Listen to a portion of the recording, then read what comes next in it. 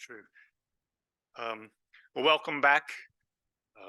Heard from a great panel just a little while ago, and have another one in store for you now, digging deeper into the narrative. We've heard the stories of many today. Some seemingly are well known, others previously unknown. In this panel, we'll look at some people and stories that we thought we knew, but the scholars joining us might suggest that we don't really know. We'll hear about Durham female activists of color in the 80s and 90s, Black, Latino, and adding to the stories already told of earlier generations of such individuals. And also, while Latino culture has influenced and made its way into country music, Latino country artists themselves have often been othered. And then we'll also hear about Southern tenant farmers and unionization. And to lead us through all of that and to serve as our discussant is Dr. Cecilia Márquez, who is the Hunt Family Assistant Professor in History at Duke University and previously taught Latina studies at New York University. Her research focuses on the history of Latinxes in the US South from 1940s to present. And she writes and teaches about the formation of Latinx identity, Latinx social movements, and the importance of region in shaping Latinx identity. And that last one, I think, being very important to her new book, Making the Latino South, History of Racial Formation, which just came out a little bit earlier this fall from UNC Press. And so we're glad to have you with us and turn over the microphone to you.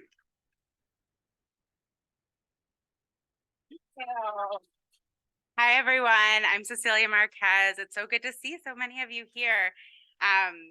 As John mentioned, I just had a book come out and with UNC Press, and it's great to have my editor here and be on campus and get to see you all and to get to talk with such an exciting group of scholars who are thinking in the same world that I am. So the way we're going to run this today, I'm going to introduce all three of our panelists. They're going to present, and then I'll give some sort of summarizing comments and questions, new directions kind of things at the end. So we have some great people here today. First presenting will be Elizabeth Barahona. She's a sixth-year doctoral student specializing in Latinx, African American, and United States history at Northwestern University. Her dissertation chronicles how Black and Latinx communities created grassroots coalition to fight white supremacy in the Deep South, specifically, I was going to say here in Durham, North Carolina, but we are not in Durham, North Carolina. I learned on the drive here, trying to park. We are not in Durham anymore. Elizabeth graduated Phi Beta Kappa from Duke University, where I am currently teaching. I forget that there is a big rivalry, so I will not be repping Duke right now. I don't come from a school with a lot of school spirit, so that's still new to me. She was the president of the History Graduate Student Organization, served on the executive board of the Latinx Graduate Student Association, and is a member of the Graduate Workers Union. Next, today her paper will be entitled Early Black and Latino Coalitions in Durham, North Carolina. Next, we will have Amanda Martinez. She is a historian interested in the intersection of racial capitalism and popular culture. She begins her fellowship at Carolina after completing a postdoctoral fellowship at the James Weldon Johnson Institute for the Study of Race and Difference at Emory University. She's a native of Santa Cruz, California, and received her BA in history at the University of California, Berkeley, and a PhD in history at the University of California in Los Angeles. Martinez's writing has appeared in California History, where it received the Richard J. Orsi Prize for the Best Article, published in that journal in 2021, and the Journal of Popular Studies. She is an active public scholar, having published on issues of race, ethnicity, and popular music in the Los Angeles Times, Washington Post, and NPR. Her book project, The Industry is Playing the People Cheap, Race and the Country Music Business from Nixon to 9/11, reframes the country music genre as the product of Black and brown artists and listeners, and reveals how the music industry disregarded the music's multiracial and multi-ethnic roots and embraced a politics of white conservatism. During the final decades of the 20th century, this work reveals how the music industry branded country as the sound of wholesome, family-friendly white conservatism. Today, she will be presenting her paper titled Country Music's Neglect of Latinx Artists and Fans and the Failure of the Hispanic Country Music Association. And finally, we will be hearing from Jennifer Standish, Jennifer is a PhD student in the history department at UNC-Chapel Hill. She was raised in St. Paul, Minnesota, and a graduate of the University of Chicago. Her research focuses on the U.S. Civil Rights Movement and Southern labor history. Her master's thesis, entitled GROW, Grassroots Organizing Work, was completed in the spring of 2018. Her thesis examined an interracial labor organizing project in Mississippi in the wake of the Civil Rights Movement in the 1950s and 1960s, led by former members of the Student Nonviolent Coordinating Committee. Jennifer is now working as a field scholar at the Southern Oral History Project here at UNC, where she's preparing an undergraduate internship course on voting and the 100th anniversary of the 19th Amendment. Today, she will be presenting her paper titled Right to Work, How World War II Southern Agriculture Shaped 20th Century U.S. Labor Policy and Citizenship. All right, so let's get started with Elizabeth Barahona.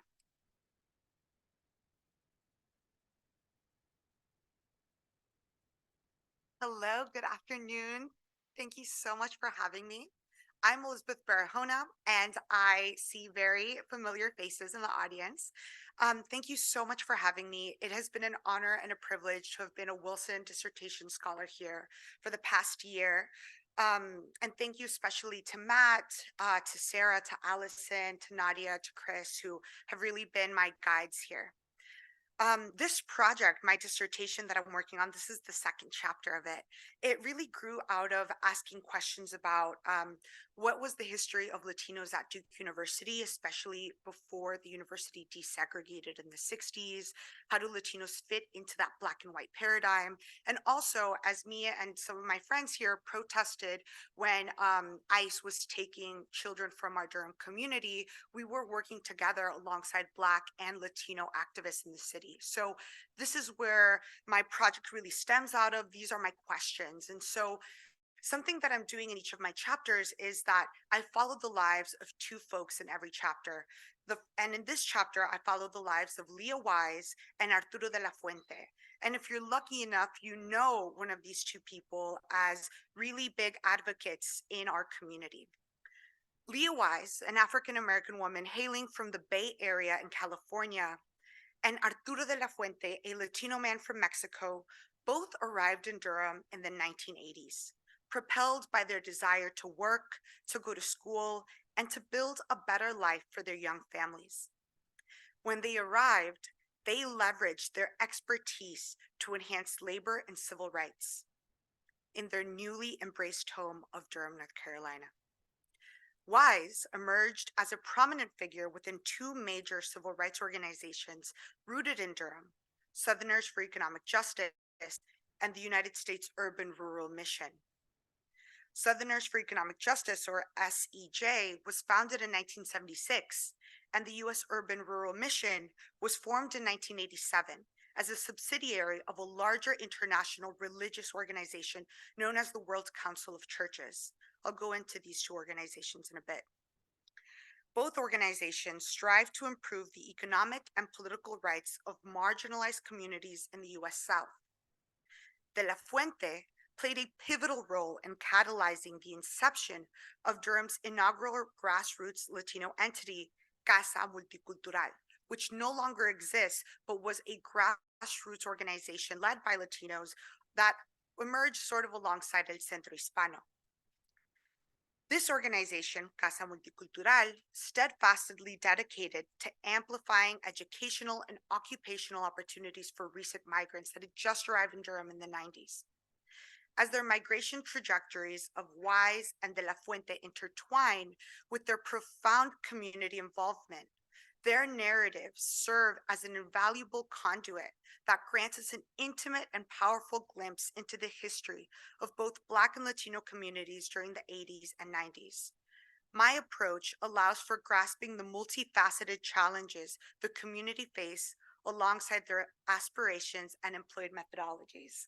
And here, I'm covering a little bit, but you could see this is a mural that was painted and commissioned by Durham. This is Polly Murray, we all know and love her, and La Virgen de Guadalupe, Mexico's prominent religious entity. In this paper, my argument is twofold. The first is contending that the organizations established in the 70s and the 80s, such as Southerners for Economic Justice and the Urban Rural Mission, practiced the proactive engagement of regional coalition politics with Latino communities long before Latinos arrived to Durham. While these organizations were not founded in Durham, their leaderships, especially under Leo Wise, brought them to the city and entrenched them in the community. I borrow from Dr. Paul Ortiz, who coined coalition politics, his argument of it, that refers to the practice wherein one organization or community supports and emphasizes the mission, ideology, values, or collective actions from another group, even if these two groups are not in the same immediate space.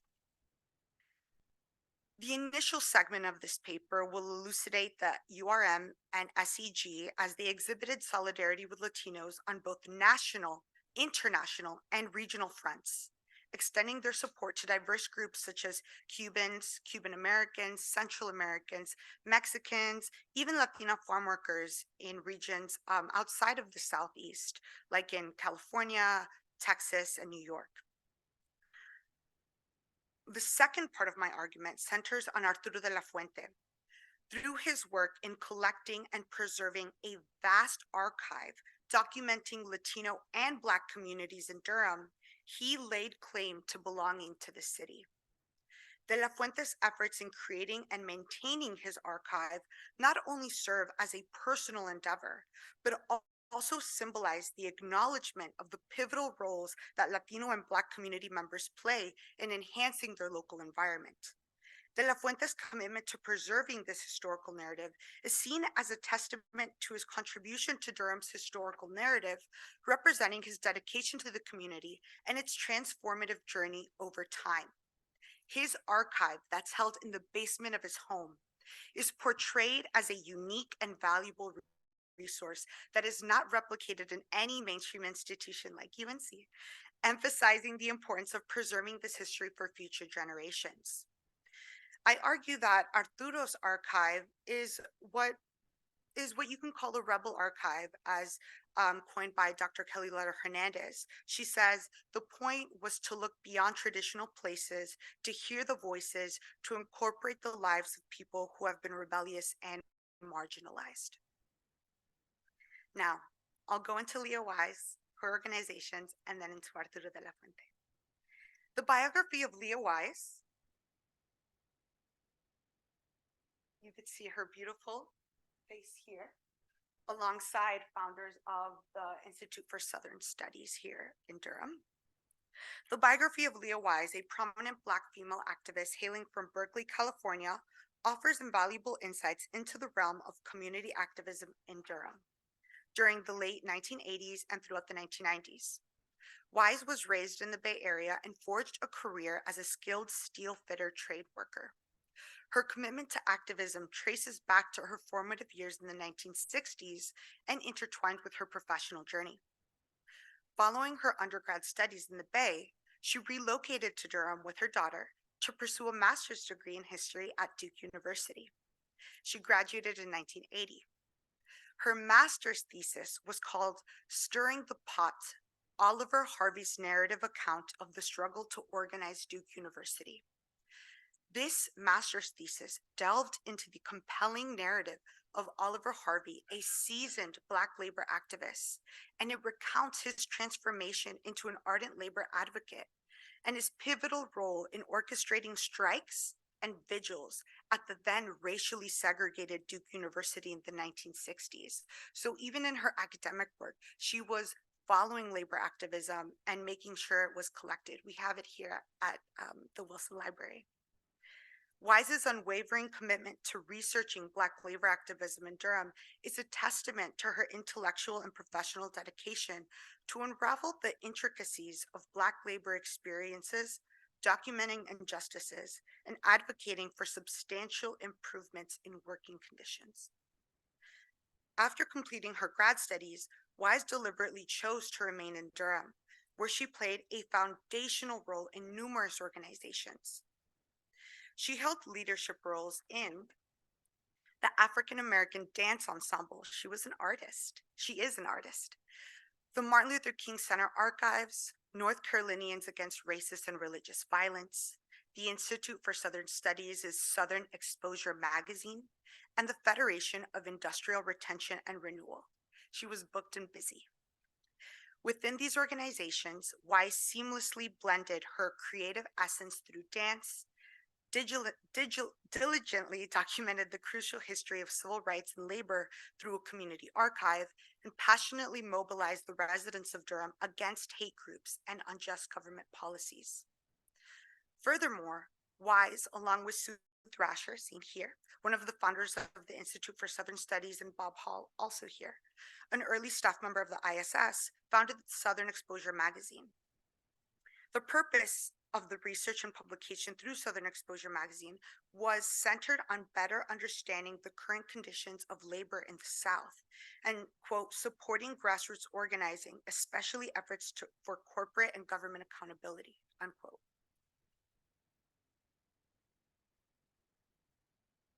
Through Wise's tireless contributions in these organizations, she firmly established herself as a central figure within the arts and activism community. She gained an unparalleled understanding of labor and civil rights issues in Durham, the Southeast, and across the US. 5 minutes already? No way. So I will go into some of her work with SEJ. She conducted educational workshops that brought Latino and Black folks together to learn about credit unions. She worked with El Centro Hispano to conduct tours about the most important places about Black and Latino history in the 90s in Durham. And she also organized forums with herself as SEJ, on the leadership of SEJ and El Centro Hispano, forums where Black and Latino folks would get together and debate issues in the community and possible solutions. I'm going to read to you some of the issues that Black and Latino folks decided on in the 90s.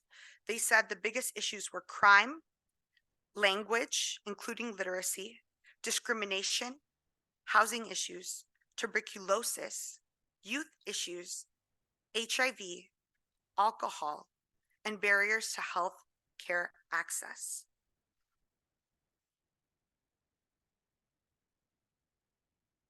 The work of the U.S. Urban Rural Mission, where she was the contact person and attained a really high leadership position. This was an organization that was not based in Durham, but Leah Wise really encapsulated here in the community. And this organization used the power, the money, and the access of churches like the Vatican. They had a really big budget, and when Leah Wise was in leadership as a representative of SEJ in this organization, she really used the money to, she used the money for so much. She conducted research programs with communities across the United States. She teamed up with organizations in all regions of the US. Her big focus there was women and labor. She held trainings for women, for workers who were attempting to unionize, to teach other women workers to unionize. There's a plethora of the work that she was doing. That was called Women of Color Organizing for Transformation. She also held programs like Worker Leadership Development, a project that sought to support independent workers movements for immigrants, women, and people of color who face super exploitation and abusive conditions, helping them organize local and mass actions against their employers. Now, with the limited time I have left, I will go into Arturo. Arturo migrated from Mexico to Mount Olive, North Carolina, to work as a farm worker and later moved to Durham, where he took a job and continues to work here at UNC. De La Fuente arrived in Durham and immediately began collecting items that documented the small but fast-growing Latino community. His influence extended beyond mere archiving. He helped establish Casa Multicultural and Alcohólicos Anónimos, one of the first chapters in the community that served mostly Mexican and Central American men who were using alcohol as a coping mechanism for the trauma of migration and culture shock of the US. My exploration of De La Fuente's work led me to his home, where his archive is based, where I sat with his wife, my mentor Miguel, and we talked for hours over the course of 2 days on his journey. I conducted an oral history and spent about 10 hours digitizing his archive. De La Fuente's collection of items ranges from Spanish and English newspapers, Black and Latino anthologies, and he's meticulous in the way that he stores his archive. He uses plastic casings and cardboards to make sure that the newspapers don't get wrinkled, to try to fight against the humidity of North Carolina. And he does this. And when I asked him, he said, quote, "I'm preserving this because I recognize that many others may not undertake this task, and without it, vital history could be lost." He turned to his wife and child and said, "Grant me patience, for I want our children to inherit the knowledge of the past and understand the narrative of our transformative journey in Durham," unquote. Arturo and Wise stand as symbols of how the Latino and Black community and its members acknowledge the pivotal roles in enhancing their surroundings and their shared commitment to documenting the evolution of their community over time. By recognizing their pioneering work, we can gain a deeper understanding of the enduring legacy of activism in Durham and the Southeast. Their contributions serve as a testament to the power of collective action, coalition building, and the commitment to social and economic justice. Thank you.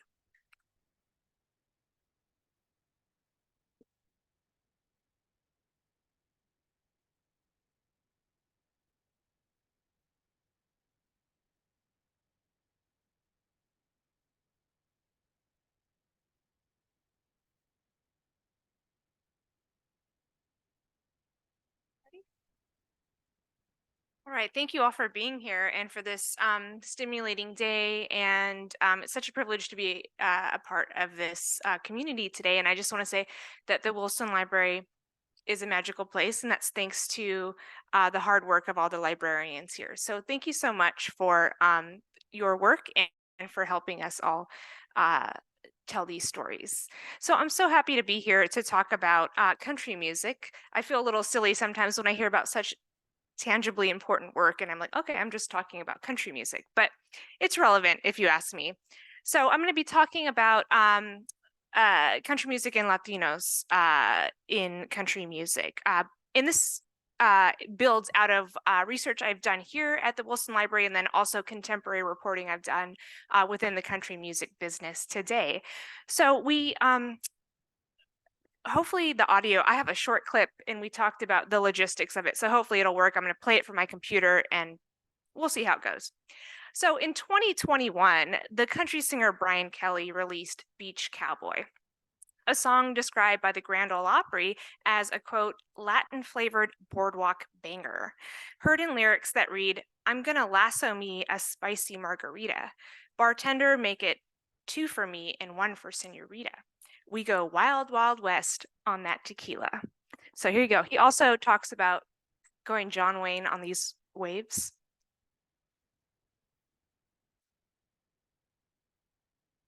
Okay, so I'm gonna have to.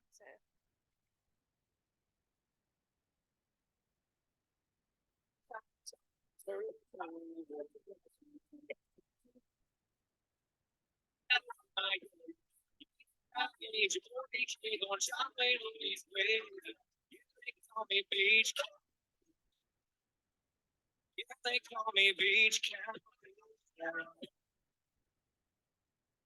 Gonna lasso me a spicy margarita. Bartender, make it 2 for me and 1 for senorita. We go wild, wild west on that tequila. If you want to learn from the best, then boy, I'll teach you. Yeah, they call me Beach Cat. Okay. Apologies for subjecting you to that, but it has a catchy beat. So Beach Cowboy is part of a broader trend in recent years of popular country songs that have winked at Latino culture. Thematically, this has most frequently included mentions of alcohol, including Miranda Lambert's Tequila Does, John Party's Tequila Little Time, and Luke Bryan's One Margarita. And Luke Bryan also has an annual Crash My Playa music festival in Cancun every year. So these hits build on a longer history that presents Latino culture as a source of white escape in country music, whether through drinking, sexual escapades across the border, or with Latinas more generally, or the Latin beach getaways described in countless Kenny Chesney songs. But what's absent from country music's long history of singing about Latino culture is striking: actual Latinos. Parallel sonic elements and themes of family, faith, and rural culture found in Mexican regional and Tejano music make the exclusion of Latinos in country music particularly confounding. Still, at a time when conversations about the lack of diversity in country music have increasingly emerged over the last few years, little has been said about the music's neglect of Latino artists. According to Jada Watson, who is an assistant professor of information science at the University of Ottawa and lead investigator at Song Data, just 0.5% of songs that charted on the Hot Country Songs between 1944 and 2016 were recorded by Latino artists. It's a statistic that's even worse for women, as nearly all these singles were recorded by just 3 men: Johnny Rodriguez, Freddie Fender, and Rick Trevino. Quote, Latinas are not just significantly underrepresented, they are strikingly absent, explains Watson, whose research reveals that just a handful of Latina country artists, Linda Ronstadt, Rosie Flores, Starda Aslan, and Leah Turner, have had charting hits in country music. But a look into the country music industry's relationship with Latino artists reveals not only how race and identity have shaped the marketing of country music, but also sheds more broadly on constructions and understandings of race and identity in the South. In analyzing the historic relationship between Latinos and definitions of race in the South, I lean on the work of Cecilia Márquez, and I didn't know she was going to be here before I put that in. Her new book, buy it, Making the Latino South: A History of Racial Formation, explains that rather than contest the Black-white racial binary in the South, Latinos have, quote, often fit into racial binaries rather than disrupting them, meaning they have been identified over time as either Black or non-Black. Similarly, Latino country artists have operated within the severely anti-Black culture of the country music business.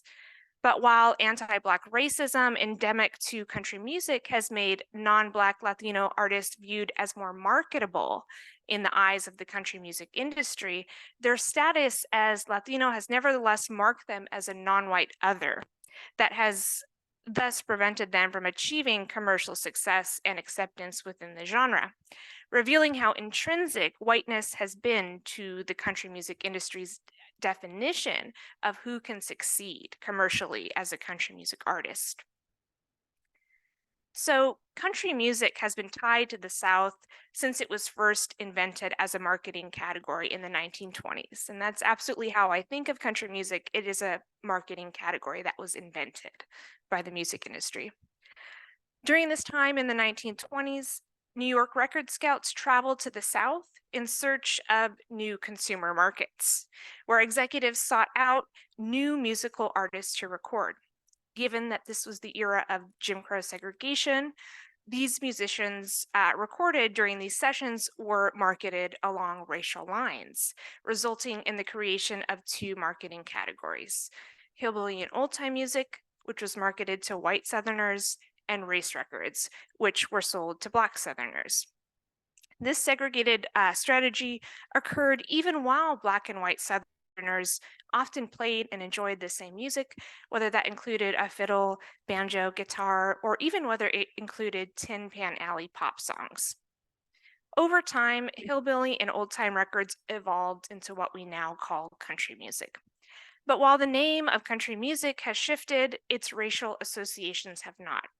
It's a type of music that has overwhelmingly been identified and marketed as a product by and for white artists and fans exclusively, though this has not gone uncontested, given that the genre has long boasted broad appeal across race, region, class, and age. It's always had broad appeal.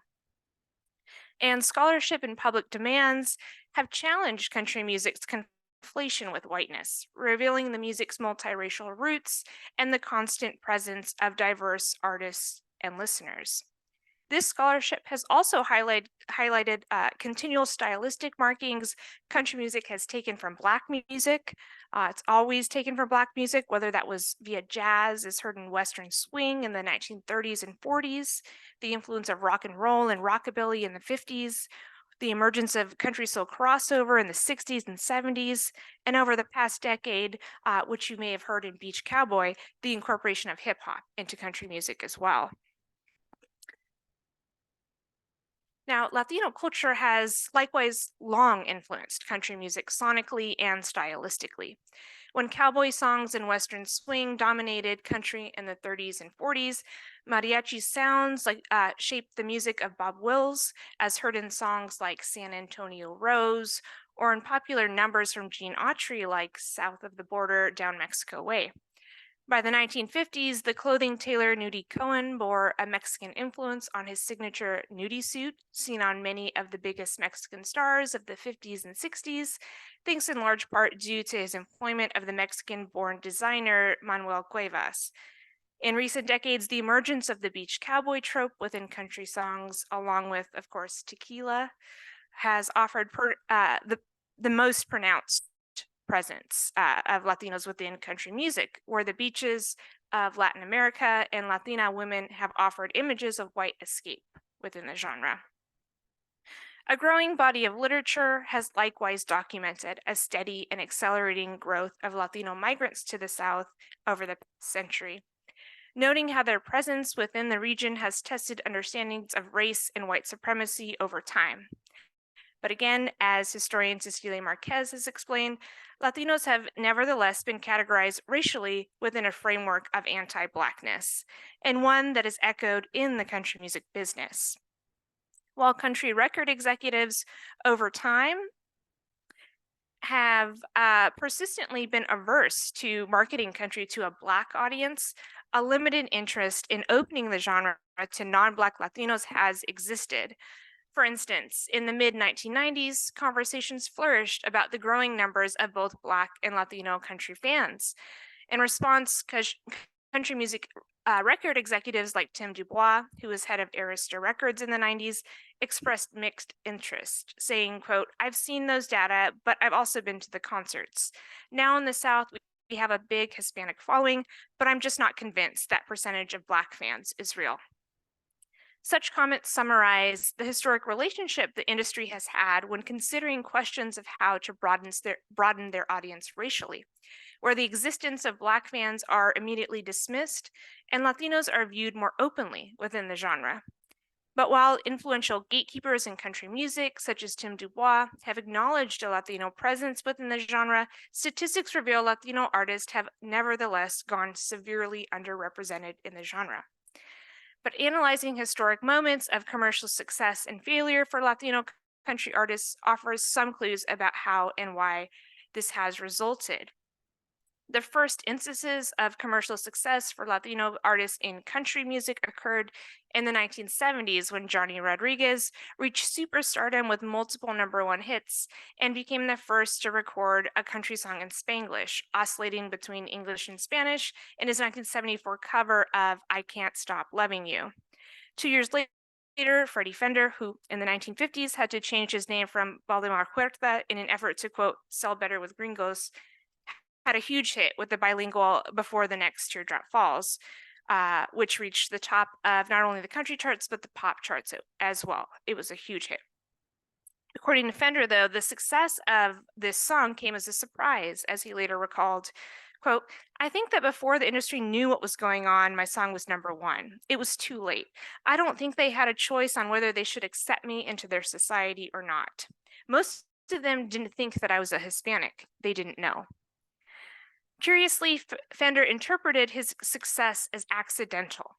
While one might have expected the massive success of Fender and Rodriguez to open the doors to future Latino country artists, the opposite has proven true in the decades since. As industry attempts to consider opening country music to Latinos has failed miserably within an industry culture that includes a virtually all-white workforce. After the 1970s, it was not until the 1990s that discussions about Latinos in country music would again gain serious traction. When Rick Trevino signed to Sony Records Nashville in 1992, he explained that his producer, Steve Buckingham, had been deliberately looking for a Latino country artist in hopes of capitalizing on a growing Latino demographic in the US. But despite an interest in pursuing Latino artists, the broader country industry couldn't help but view his Mexican-American identity with skepticism. One Billboard article explained how, quote, he could have come across as just a novelty, before saying, however, programmers and retailers say the Mexican-American singer's talent is no gimmick. Such comments revealed the inextricable links between country and whiteness and the inability to imagine the genre as anything other than white. The unavoidable issue of race within the country music business was compounded by the strategies used to market him, resulting in a mismarketing of him, I would argue, that resulted in him being dropped from his label. A decade later, the question of Latinos in country music emerged again, this time resulting in the short-lived and ill-fated Hispanic Country Music Association, which both established and disbanded in 2006. Around this time, studies flourished regarding the Latino presence within country music. Articles asked, how should country deal with America's changing demography? And others framed such inquiries along horribly out-of-touch lines, asking, is country ready to live La Vida Loca? In more recent years, explicit evidence has emerged about the role colorism has played in which country artists have achieved commercial success. Nowhere more evident than with singer Leah Turner, who in the early 2010s was instructed by her record label to not tell anyone she was Mexican, which was not difficult given her fair skin, blonde hair, and her name Leah Turner. This isn't to say she was free from discrimination, however, as her nickname did give her the nickname Taco. As moments in the 70s, 90s, 2000s, and I would argue the current moment, reveal cyclical conversations within the country music business have considered the multiracial and multi-ethnic appeal of country music and the potential to broaden the music's marketing beyond white consumers and artists. But time and again, the business has shown lack of incentive and missteps in marketing Latino artists and to a Latino audience. But it's necessary to emphasize that despite these weak attempts to open country music to Latino consumers, such efforts have come from a strictly business and monetary incentive, rather than a place of inclusivity or one, and that these attempts are also rooted in anti-Blackness that is reminiscent of looking at the history of Latinos in the South over time. Today, the country music business again faces new calls to reach out to a Latino audience, but historical patterns suggest that the business will instead find little incentive to broaden country music beyond its core white listeners. Thank you.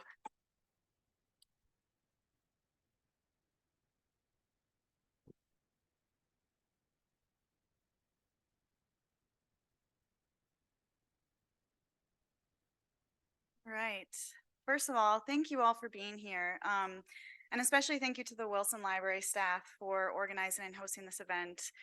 Every time I've conducted archival research here or used the Wilson Library's resources for teaching undergraduate classes or needed to have my notes for this presentation printed, I'm just always taken aback by how helpful, kind, and generous the Wilson Library staff is.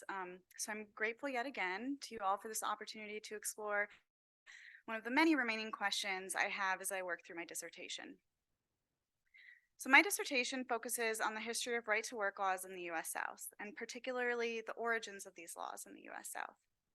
From the perspective of labor unions, right-to-work laws create what economists call a free rider problem by banning something called union security agreements. These agreements require that all workers who benefit from a union contract either join or pay dues to the union that negotiated that contract. In a right-to-work state, workers entering a unionized workplace can opt out of joining the established union and paying dues while still earning union wages and benefits. This makes both organizing and especially maintaining unions, especially difficult. As of today, 26 states in the United States and the territory of Guam have a right to work law on the books. It had been 27 before Michigan became the first state in 56 years to repeal a right to work law this March. These laws were first federally sanctioned through the Taft-Hartley Act in 1947, which was passed after conservatives took control of US Congress and reversed several of the labor organizing protections that were established during the New Deal of the previous decade. These laws quickly swept through the US South, and by 1976, every former Confederate state had a right to work law. While right to work law was federally sanctioned in 1947, the first right to work laws were passed at the state level 3 years prior in Arkansas and Florida. This fact of these early right to work precedents has really directed my dissertation research. Now, existing historiography and history of union organizing during the New Deal and World War II eras caused me to make a lot of assumptions about the story that I would find about right to work laws as I started my project. In 1935, the landmark National Labor Relations Act, or the Wagner Act, guaranteed several union organizing protections, including union security agreements for industrial workers. This enabled significant sustained industrial growth in the 2 decades that followed. However, the Act's passage succeeded at the expense of the predominantly non-white farming and domestic workforce, who were excluded from the law's coverage explicitly in order to appease Southern Democratic senators who saw unionization of a large segment of their workforce as a threat to the region's social and economic structure of racial segregation. In part because of this exclusion of farm workers from these labor organizing protections, I anticipated that the history of right to work would be closely tied to the history of the mid-20th century industrialization of the Southern economy. However, the fact that Arkansas, one of the first states to pass a right to work law, was also home to a famous interracial tenant farmers union, the Southern Tenant Farmers Union, was to me somewhat suspicious. It was also hard not to speculate that there might be some ideological or legal connection between the freedom of choice rhetoric of Southern-based right-to-work campaigns and post-Civil War contract ideology, in which freedom was defined by the ability to engage in legal contracts, or in remnants of Jeffersonian agrarian democracy. This all prompted me to look at the Southern Tenant Farmers Union records in Wilson Library to see if there was, in fact, a connection between union security and agricultural organizing. And I'm so glad I did that. This research ultimately convinced me that the origins of the 20th century right to work movement lie in the political economy of Southern agricultural labor. Specifically, that the early right to work laws first succeeded because of 1, planter-dominated politics in Southern states, 2, the power of the Congressional Farm Bloc, and specifically the American Farm Bureau Federation lobby of large farm employers, and 3, farm workers' efforts to use World War II labor shortages and federal intervention to gain recognition in union security. So I'd like to first share a brief summary of my research findings and how I came to this argument. I'll then end with a question or a plea for help, however you look at it, as I think through the fact that, once again, we find that the meaning and boundaries of citizenship are being debated through the conditions and politics of Southern plantation labor. Given that the first right to work laws were passed in 1944, the context of World War II has been front and center in my research. By World War II, union security had been advocated by labor organizers and protested by employer organizations for decades.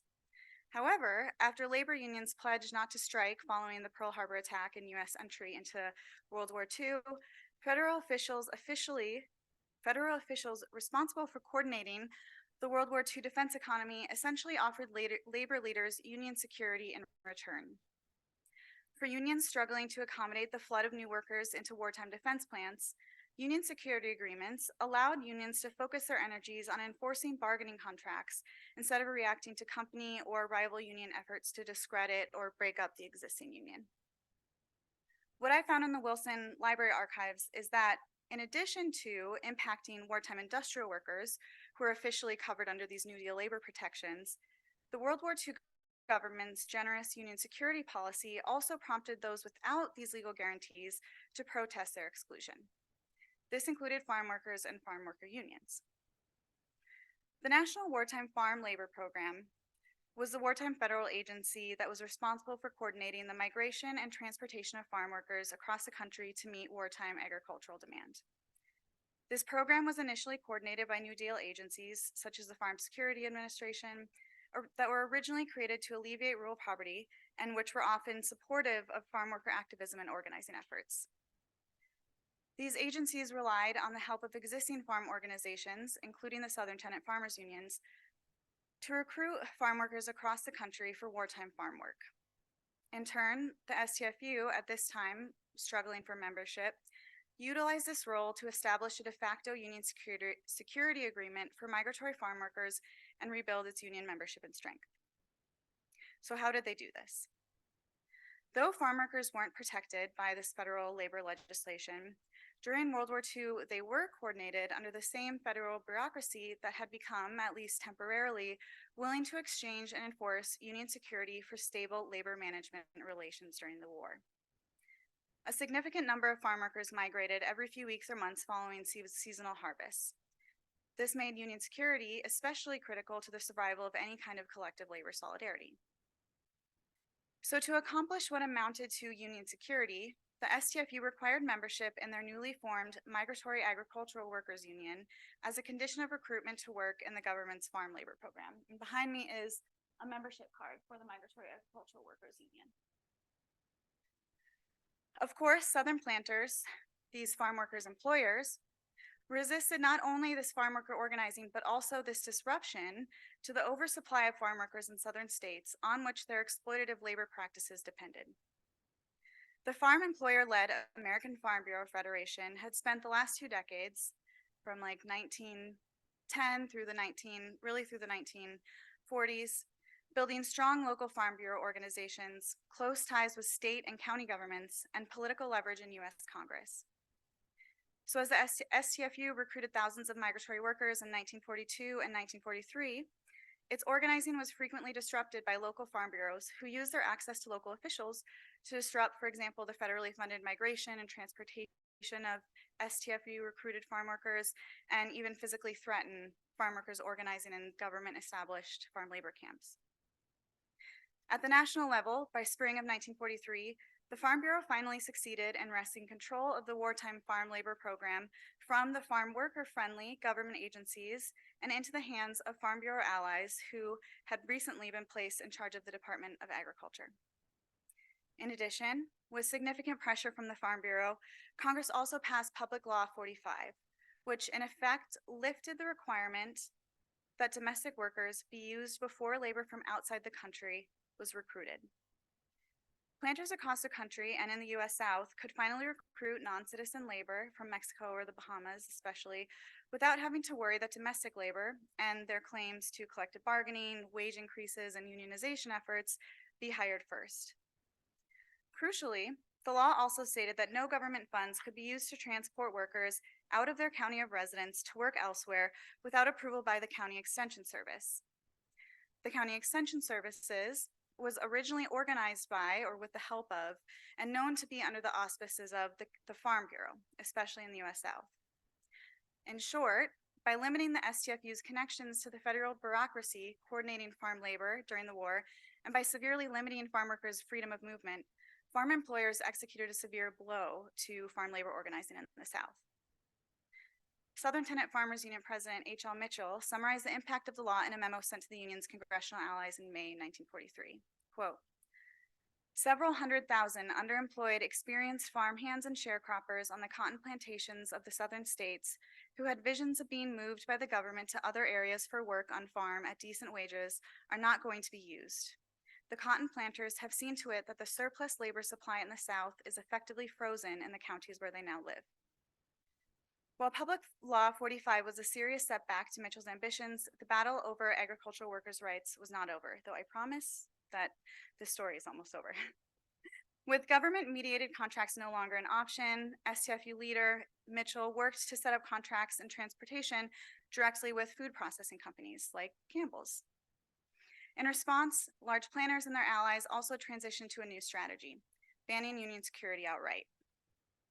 To make a very long story short, in 1944, a state-based Farm Bureau campaign succeeded in passing Arkansas's right to work measure, banning union security agreements for all workers and unions in the state. My research has since expanded into the Right to Work campaign in Florida, which was also orchestrated by the Farm Bureau, the history of the Farm Bureau itself, and the New Deal-based bureaucracies which coordinated wartime industrial and agricultural labor. But I don't want to forget one of the most apparent and poignant messages I read in letters from farm workers to the STFU, again in Wilson Library Archives, that their participation in the World War II farm labor program, as well as their unionization efforts, were often discussed in terms of citizenship. After Public Law 45 was passed, one tenant farmer from Forest City, Arkansas, bemoaned the end of, quote, Roosevelt's New Deal with the signing of what he called the, quote, slave bill. As this worker was suggesting, the law's new limitations on farm workers' movement was very apparently derived from, for example, the immigrant agent laws used after the Civil War to limit the movement of newly free Black Americans and their descendants. The struggle over the boundaries of citizenship in the Jim Crow South was not limited to African American tenant farmers. Historian of World War II migrant farm camps, Veronica Martinez Matsuda, has rightly nuanced this narrative that the World War II farm labor program, quote, undermined domestic farm workers' power to bargain for improved labor rights, end quote, by eventually replacing domestic workers with foreign ones. She argues that migrant worker-friendly government officials used the farm labor program and migrant worker camps to quote, defend Mexican rights to full political and social participation as citizens, including access to basic standards of living, equal opportunity, and a political voice, end quote. Japanese Americans also participated in the World War II farm labor program. Some even wrote to the STFU president from their internment camps in places like Durham, Arkansas, asking to join the Migratory Agricultural Workers Union. Japanese internment and forced labor during World War II, of course, has been used to highlight the contradictions in American claims of protecting democracy and the rights of US citizens. That in turn, Japanese Americans were able to temporarily leave their internment camps because of their work for US farms during World War II points again to the role and limitations that labor and work play in accessing certain rights, such as freedom of movement. Labor scholars, particularly those interested in gender, disability, and immigration, have highlighted before how the ability to work outside of the domestic sphere, in particular, has shaped who has access to privileges of citizenship, from Social Security to voting to permanent residency. So this connection that I'm making between these distinct but obviously intertwined groups is not necessarily new. The question that I leave you all with is, how do these overlapping yet distinct World War II era renegotiations, which were certainly racialized renegotiations of the meaning and boundaries of citizenship, interact with the debate about workers' rights to choose or not choose to join a labor organization?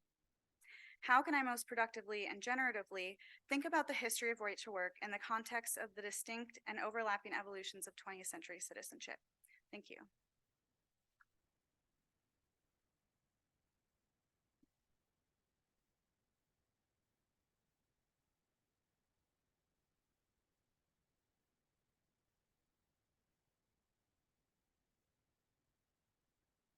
Once the screen goes up, we're going to join. We're all going to head up here together. So pause for this one moment.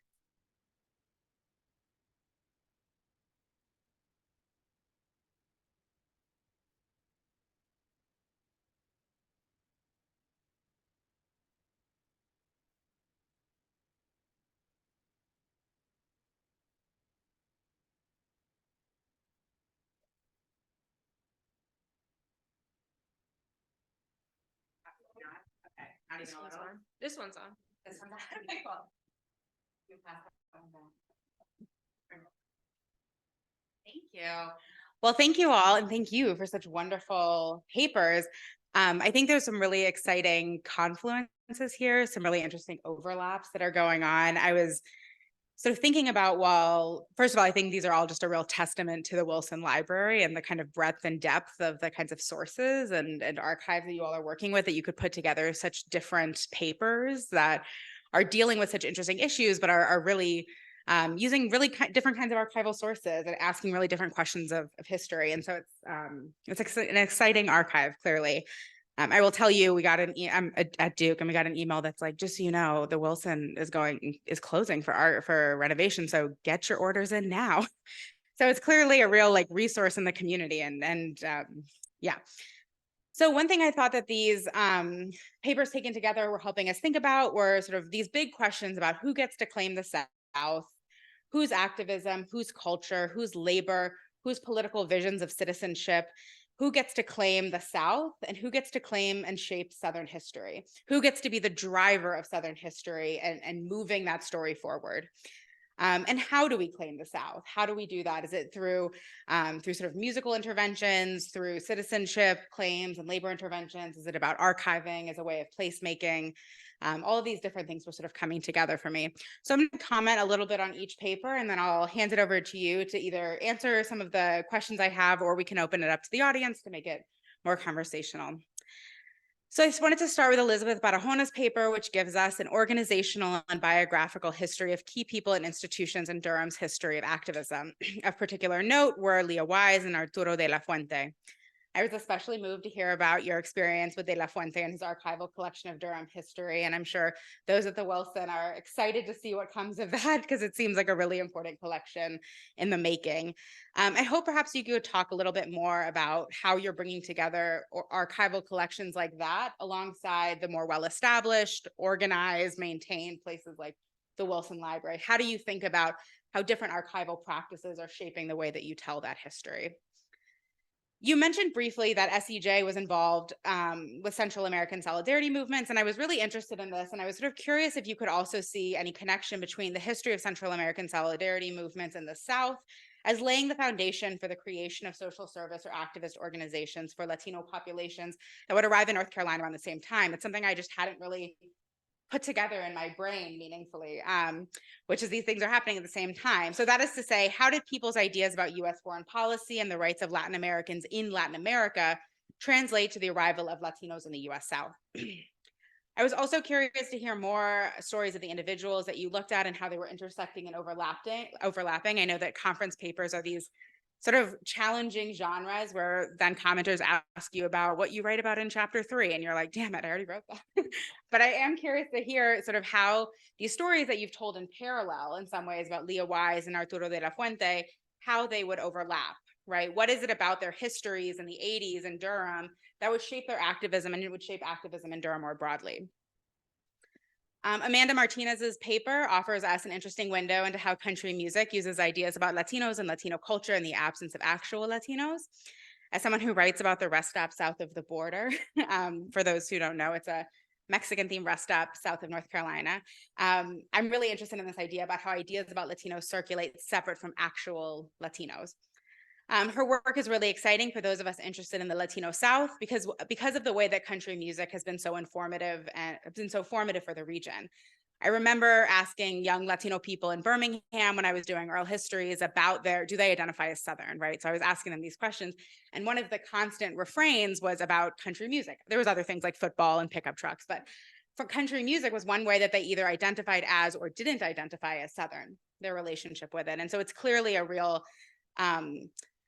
flashpoint in some ways around Southern identity. So I wanted to hear more about how you think about the particular kind of whiteness that you find in country music. It seems that looking through the lens of Latinidad, we see something interesting about country music's whiteness that is perhaps not universal in the music world. I wonder, for example, if part of the pleasure of country music for white people is exactly the exclusion at the heart of your analysis here today. If it is the fact that Latinos aren't creating or listening to this music that makes it even more appealing to the listener. I wonder if it is their absence, physical absence, musical absence that makes it possible to play with ideas about Latinidad that you discuss and how white people get to redefine their own whiteness through racial play and racial exclusion.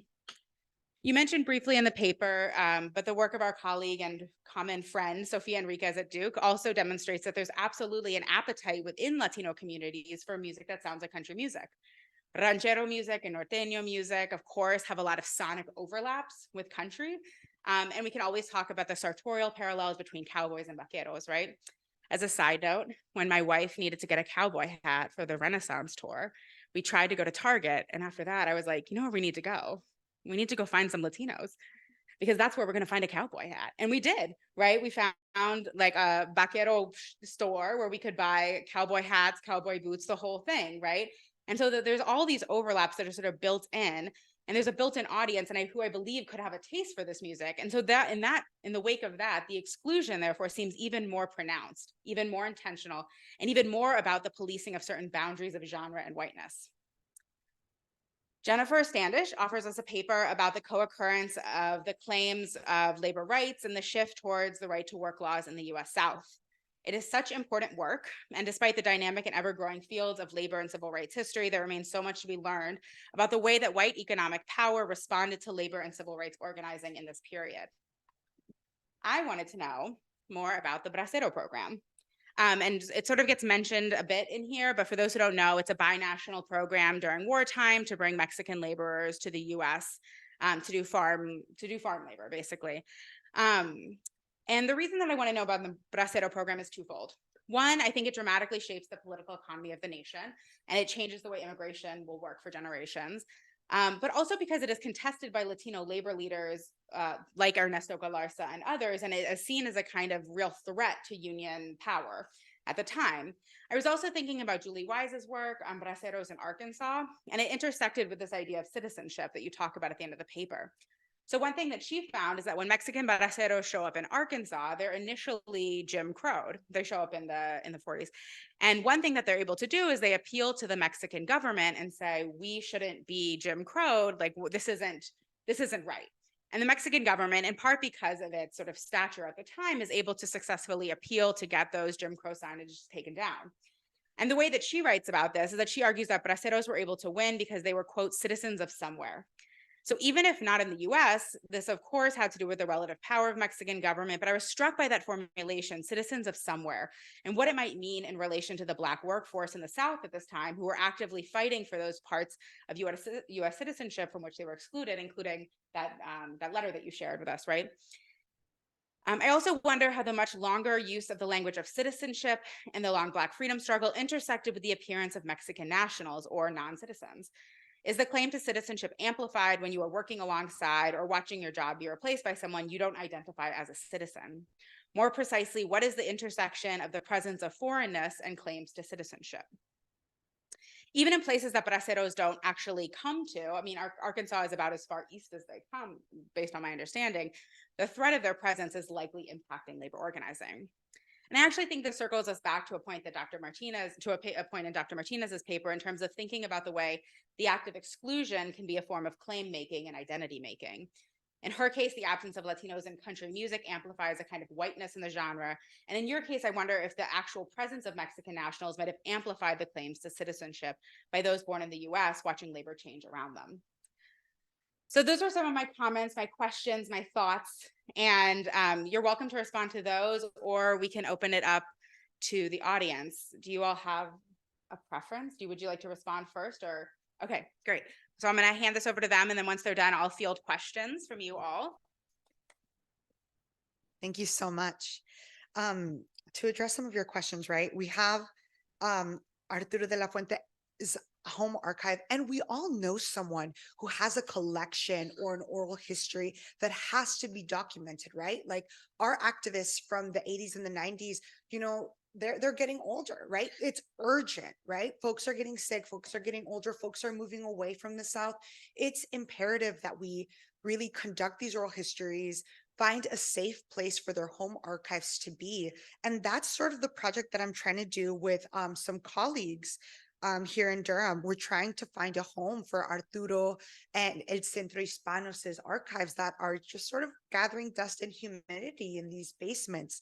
So I think it's really important for institutions like the Wilson Library to really think about these home archives that are really important, that with this growing Latino community that really skyrockets in the 90s, right? A lot of our newspapers have died, have come back, have died, but there really isn't a continuous preservation of them. So really becoming the home of the Latino Archive of the South is important, and that could be done here at Wilson.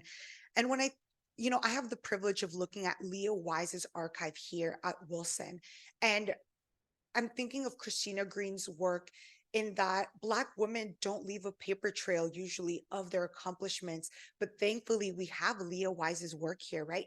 She put it together, she brought it here, and it really feels like a privilege to be in it, because it feels like I am entering her home. I am entering her headspace. I'm looking at her notes. I'm looking at, when they decide, when Leah Wise and SEJ goes ahead and works with El Centro Hispano to conduct this community forum on the issues that I read aloud. I'm reading her intimate notes to herself, and she's saying, oh man, we're so disorganized. We should have done this months in advance. The food wasn't ready. We should have booked from this place. I have these feelings against the specific organizer. And I'm reading these thoughts, and I take a lot of care and responsibility with them. And even though it was very fruitful, we have this wonderful event with Black and Latino residents in Durham. It's not without its tensions, it's not without its precarity. So it really feels great to be able to look through such an incredible Black woman's archive and her notes.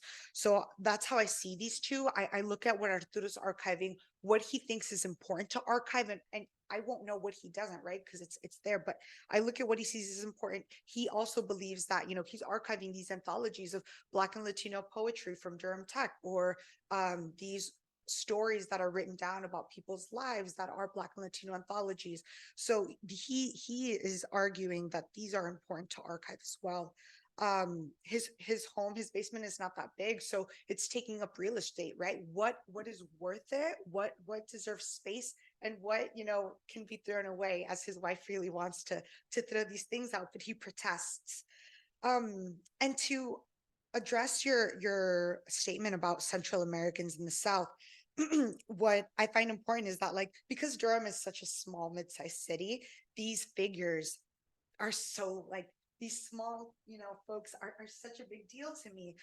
So we have actual Central American folks who migrate. I'm thinking about Armando Carvajal, who passed away, rest in peace, but is Hondureño. He's from Honduras. And back in Honduras, he was organizing at he was working as a teenager, unionizing at a hotel he was working at.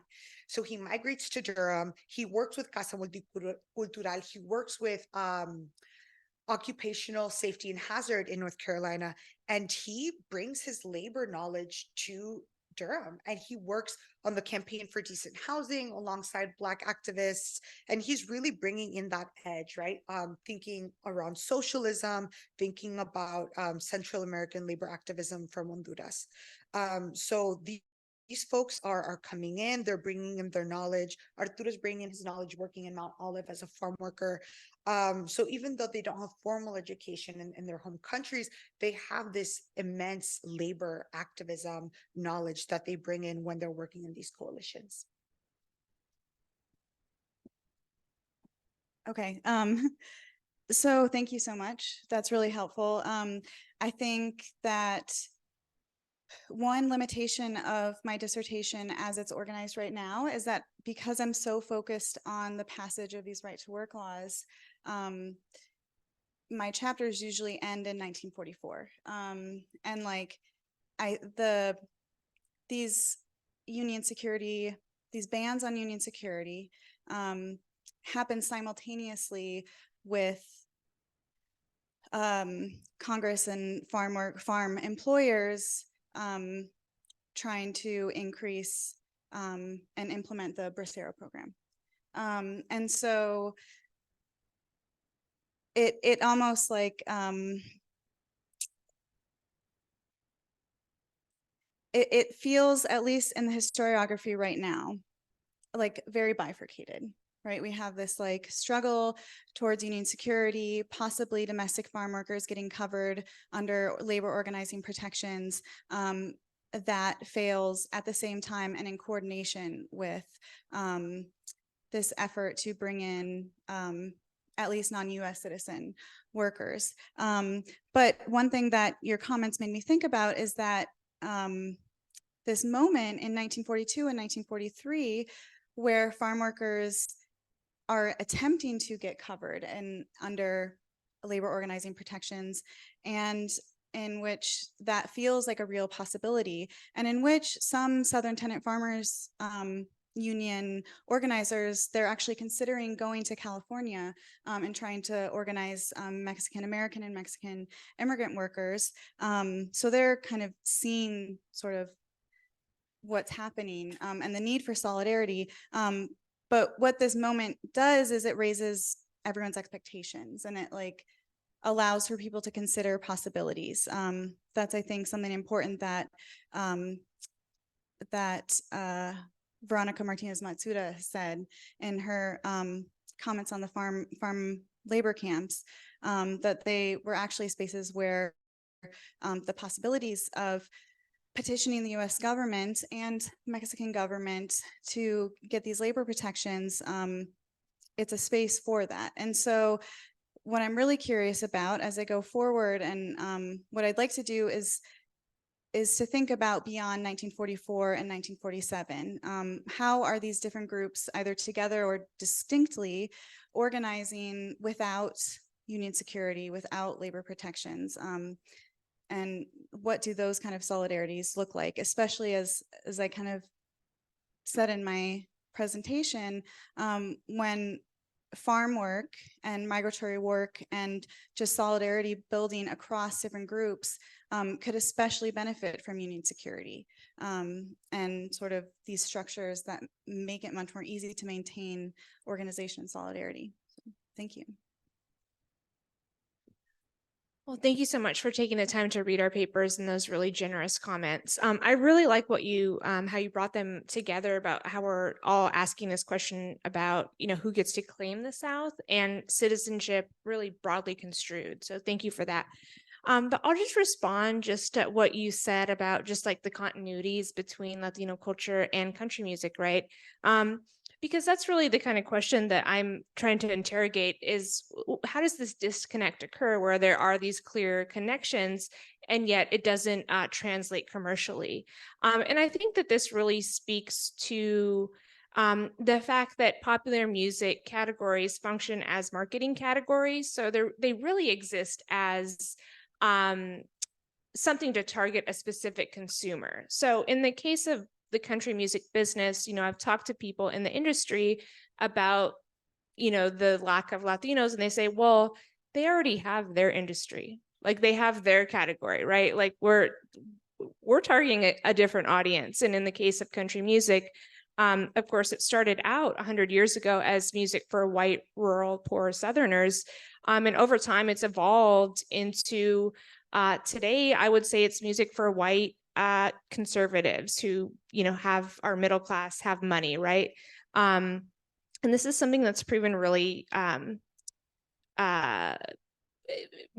big money maker for country music. It very much benefits from the right kind of co-opting country music at various times. We're definitely seeing this. We can trace this back, I would argue, to the start of country music. But of course, this past summer, there are some very, very clear examples, like Jason Aldean's Try That in a Small Town, Oliver Anthony's Richmond, north of Richmond, and of course, Morgan Wallen being the biggest star in country music, and who's, said a racial slur, and it was probably the best thing that happened to him for his career. So yeah, country music is benefiting from that association rather than the multiracial, diverse fan base, artist influences that have always been there. So it just shows a lack of incentive on the part of the business to reach out to different listeners. Well, looks like we have about 15 minutes left, so can we take some questions from the audience? I know that you have lots of questions, I'm sure. Yeah, in the back.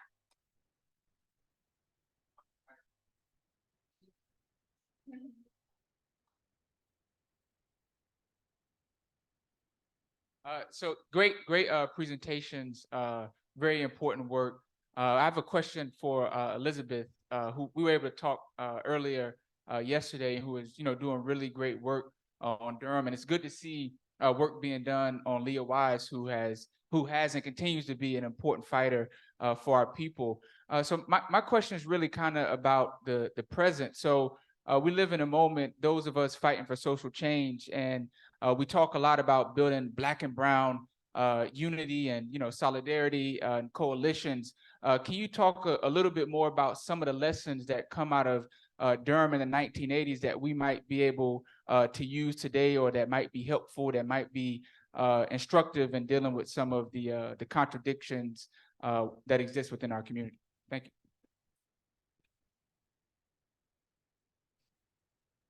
Thank you so much. Yeah, you know, what I want my dissertation to do, which the Academy doesn't really help with, is I want my work to be useful to organizations, to organizers, kind of to read it as a manual so that we can learn about these lessons and use them to make even better, stronger coalitions today.